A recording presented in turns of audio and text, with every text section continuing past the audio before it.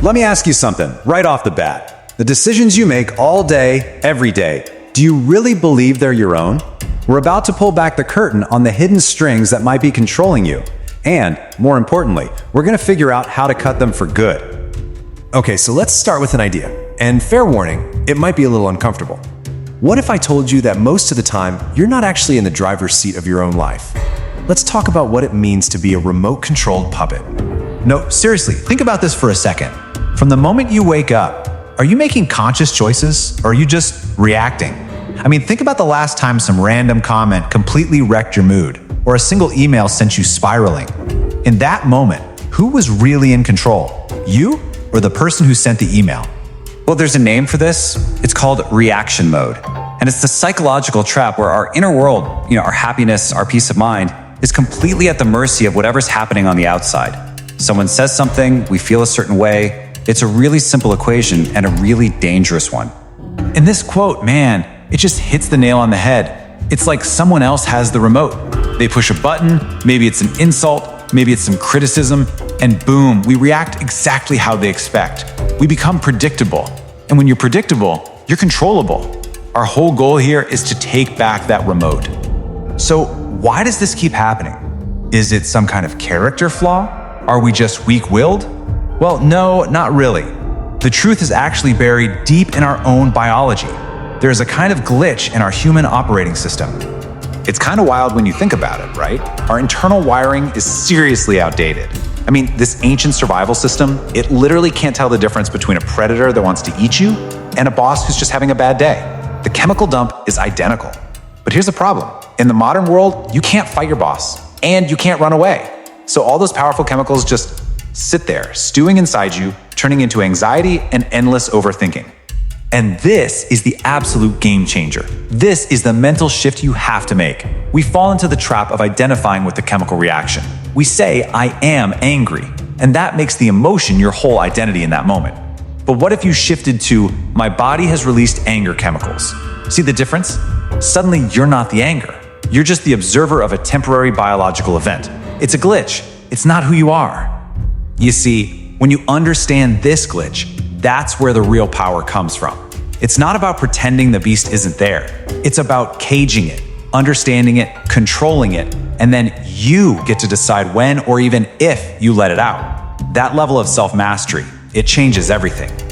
Okay, so this might all sound a bit philosophical, but the consequences of not caging that beast, they are devastatingly real.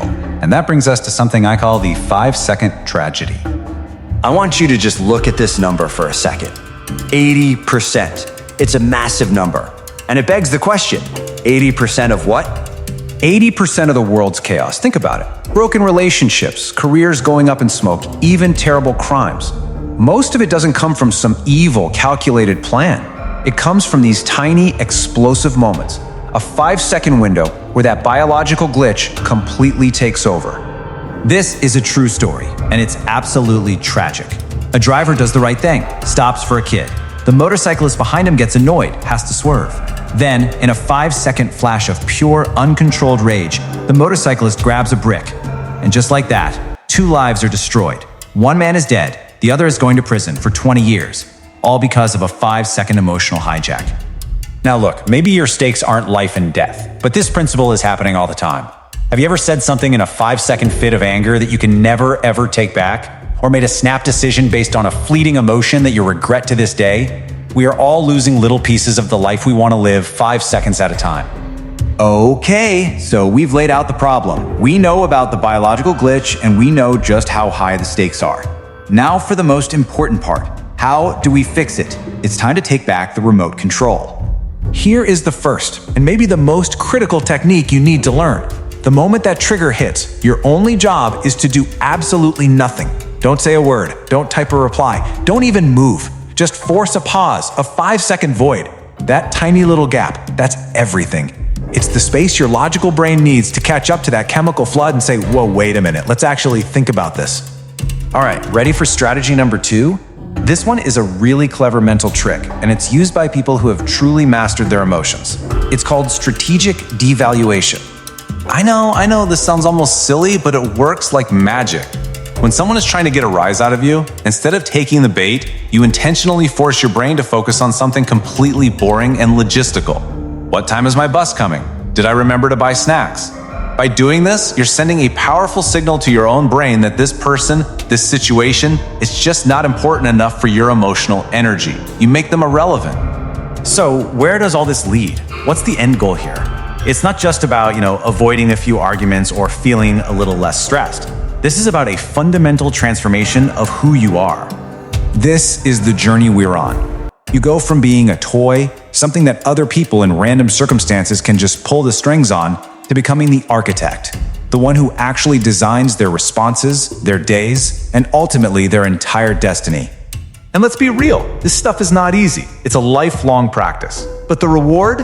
It's immense. To be that person who can stay calm in the middle of a storm, who can choose their response in any situation, that's a modern-day superpower. And the people who achieve this, they really do become legends in their own lives.